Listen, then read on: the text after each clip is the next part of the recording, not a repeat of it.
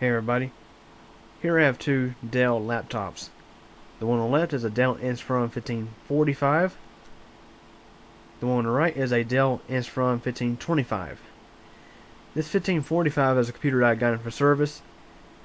This one is my own personal machine. And the thing is, as I worked on this 1545, I noticed that Dell has actually cut back on some features in comparison to the 1525. Now, I'm going to give you some basic information about the specs on these two computers. My Dell Inspiron 1525 has actually had some upgrades done to it, but in its stock configuration, it had an 80 gig hard drive, DVD-ROM drive, Pentium dual-core 1.8 something gig CPU, and only 1 gig of RAM. It was really a basic setup. However, it did come with a webcam, which was an optional feature. Here is the Dell Inspiron 1545. This particular machine has a Core 2 Duo CPU, DVD burner, 4 gigs of memory, and Windows 7 Home Premium. The 1545 is a later release, and I think these computers came with both either Vista or Windows 7, depending on the age. So first thing I want to go ahead and discuss the computer on the right. And this comparison really has to do with external features, mainly external features, and a couple other things. I'm not actually comparing the capabilities like in terms of performance of the hardware, considering this computer is actually an older version of this computer. So anyways, let's go ahead and have a look here. This is the 1525. Again, I've said that many times, but let's have a look here. On the front we have, and of course, carefully watch what I'm showing you because you'll notice some differences. Here we have two headphone jacks, one microphone jack, and a card reader, as well as a built-in microphone. There's a little hole. Here we have power LED, hard drive LED, battery status LED, Wi-Fi indicator LED, and Bluetooth indicator LED. This particular computer does not have Bluetooth installed. There was actually a slot available for it inside the machine. Let's look at the left side of this machine. We have the slot where the hard drive gets installed. We have HDMI, mini FireWire, Ethernet connection, and a modem connection for your telephone line for faxing. We have VGA output, two USB 2 ports, and a power input jack. Let's have a look at the touchpad. This touchpad has scroll capability. As you can see, it actually indicates that. And let's look at the right hand side. We have a DVD burner, which is actually originally was a DVD-ROM drive. I've also put a Core 2 Duo CPU in this machine. Put Windows 7 on it, 4 gigs of RAM, and a 1.6 gig hard drive, by the way. And here we have a wireless switch. We have our card bus expansion. I think it's card bus, also known as I believe PCMCIA.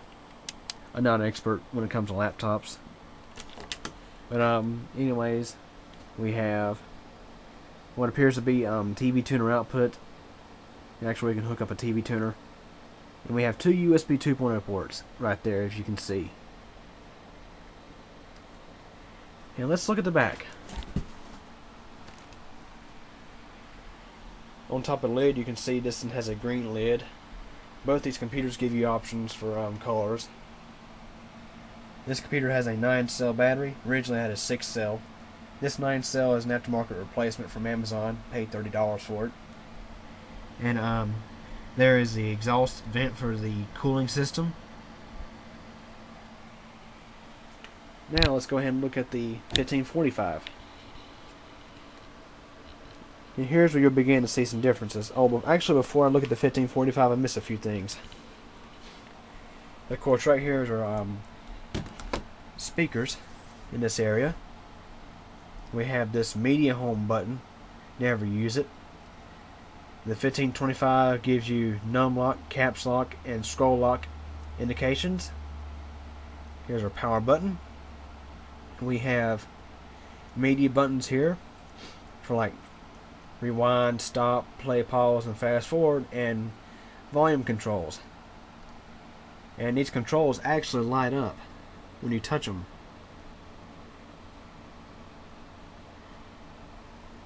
Now let's go and look at the 1545. Okay, as I mentioned earlier, pay close attention. Here's our power LED, and it's located here. Where the other LEDs were located, you see there's nothing there. So this computer only gives you a power LED. No hard drive LED, no battery status indicator, no Wi-Fi, and no Bluetooth indications. We have a microphone built in, headphone jack, microphone jack, and our card reader. Notice only one headphone jack on this computer. You'd have to use an Y adapter if you wanted to have multiple headphones hooked up to this computer. Here's our touchpad. This touchpad does have scroll capability, but it does not have the little lines to indicate how to use it. The keyboard's pretty much the same thing, just different color. Let's go ahead and look at the left side of this computer.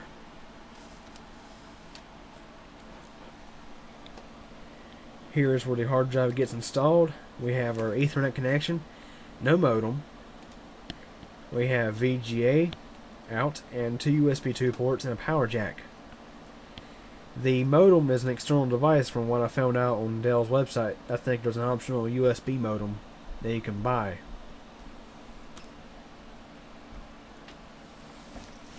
Now let's look at the right hand side of this machine. We have a different kind of expansion slot.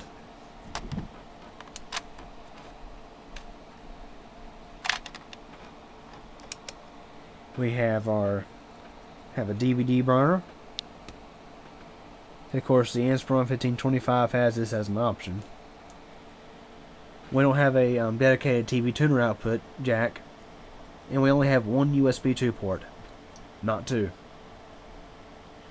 This computer does have a webcam, and it's located right there. Pretty much the same kind of affair as the 1525. And on the 1545, we have no caps lock, num lock, or scroll lock indications. We do have a power button that's located right there. The media controls are actually built into the function keys, as you can see right there. And we have a Wi-Fi button located on the F2 key. So things are quite a bit different here. So you gotta hold, it takes 2 fingers to change the volume using the keyboard. You gotta press down the FN key, I believe. Or maybe it's the other way around. You may have to press the FN key down to use the function keys. Still, it's kind of an issue, in my opinion. I prefer that they kept those buttons separated. And let's have a look at the back. It's basically the same thing. We have our battery, which is a 9-cell, and we have our exhaust vent for the cooling system. Here's a look at the lid. This one has a black lid, which this one also has options for colors. So anyways, you kind of notice that the 1545, a newer version of the 1525, seems to have less features than the 1525.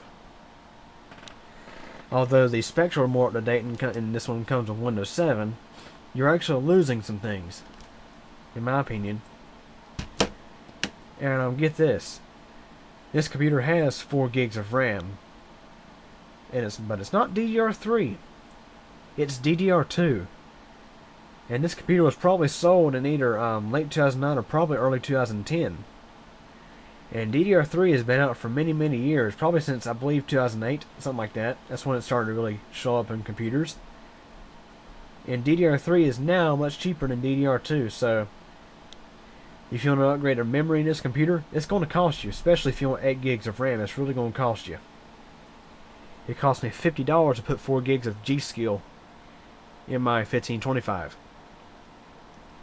And it just kind of upsets me to see that this 1545 is still using DDR2.